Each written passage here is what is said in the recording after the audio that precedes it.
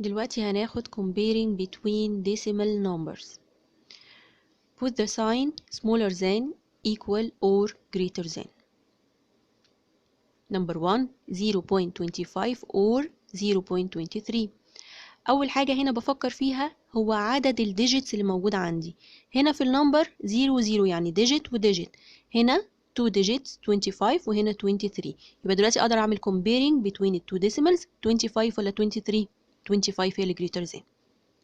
هنا 0.68 2 digit في الديسيمال، 0.6 1 digit only. يبقى أعمل إيه؟ لازم أخلي النمبر of digits حاجة واحدة، يبقى بزود 0 على إيه؟ على 0.6. هزود الزيرو فين؟ في الرايت هاند سايد، في الناحية اليمين.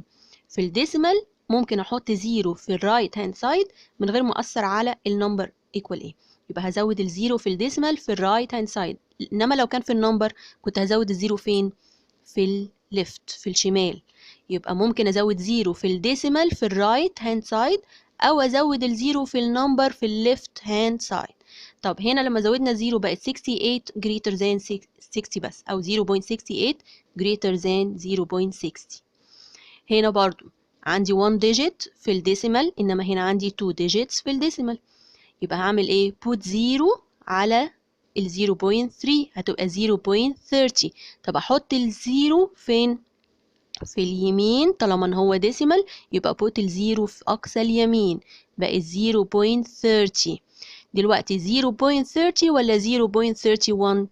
يبقى 0.31 هي الأكبر، يبقى علامة smaller than. أوكي، هنا 6.5 و 0.65. النمبر هنا 1 digit 1 digit، إنما الديسيمال هنا 1 digit وهنا 2 digits. يبقى put إيه؟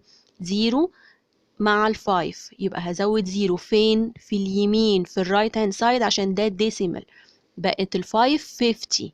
اوكي، دلوقتي بقى 6.50 ولا 0.65؟ بنعمل comparing ازاي؟ اول حاجه من الشمال 6 ولا الزيرو؟ ال 6 اكبر من الزيرو، يبقى احط علامه greater than. يبقى النمبر 6 greater than النمبر 0. هنا 2 digits في النمبر و1 digit بس في النمبر. اوكي، يبقى اعمل ايه؟ هزود 0. هزود 0 على ال 3 عشان تبقى 2 digits. طب ازود الزيرو فين؟ في الرايت ولا في الليفت؟ طالما انه نمبر بزود الزيرو فين؟ في الليفت هاند سايد. يبقى put 0 في الليفت هاند سايد مع ال 3، بقى 0 3.75. اوكي، طب دلوقتي بقى بعمل comparing between 35 وال 3. اول حاجه 3 والزيرو مين الأكبر؟ 3 greater than 0، يبقى أحط علامة greater than. بنعمل comparing من الليفت للرايت. يبقى أول حاجة 3 ولا الزيرو؟ ال 3 أكبر من الزيرو، يبقى put greater than. أوكي، هنا 0.265 ولا 2.65؟ هنا عندي 3 digits فين؟ في الديسيمال، وهنا 2 digits بس في الديسيمال. يبقى put 0 على ال 2.65. هزود الزيرو فين؟ في الرايت في الناحية اليمين عشان ده ديسيمال، بقت 2.650. دلوقتي أعمل compare 0 ولا 2؟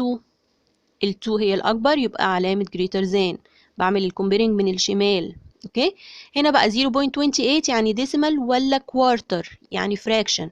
طبعا احول الفراكشن لديسيمال عشان اعرف اعمل الكومباريزن. اوكي، الكوارتر احوله ازاي؟ ال4 لازم يبقى يا 10 يا 100 يا 1000. يبقى هعمله ملتبلاي ايه؟ ملتبلاي 25 عشان يبقى 100. يبقى ال4 باي 25 100 وال1 باي 25 equals 25. يبقى اعمل multiply up and down نفس النمبر.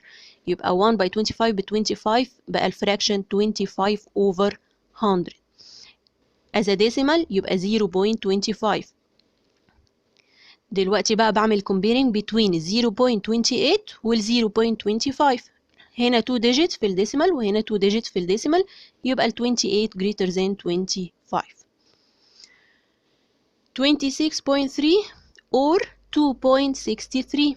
هنا النمبر 26 يعني 2 digits، وهنا النمبر 2 يعني 1 digit، وهنا الديسيمال 0.3 يعني 1 digit، وهنا الديسيمال 2 digits. نعمل ايه؟ هزود 0 في الديسيمال في النمبر الاولاني، وهزود 0 في النمبر في الايه؟ في النمبر التاني. يبقى ال 3 هزود عليها 0 هي ديسيمال، هتبقى الزيرو فين؟ في الرايت هاند سايد، وال2 هزود عليها 0 هي في النمبر، يبقى هزوده فين؟ في الليفت هاند سايد. كده بقى 2 digits و2 digits. يا ترى 26.30 or 0 2 يعني 0.63 مين الأكبر؟ بعمل comparison من الشمال، ال2 ولا ال0؟ ال2 هي اللي greater than، يبقى put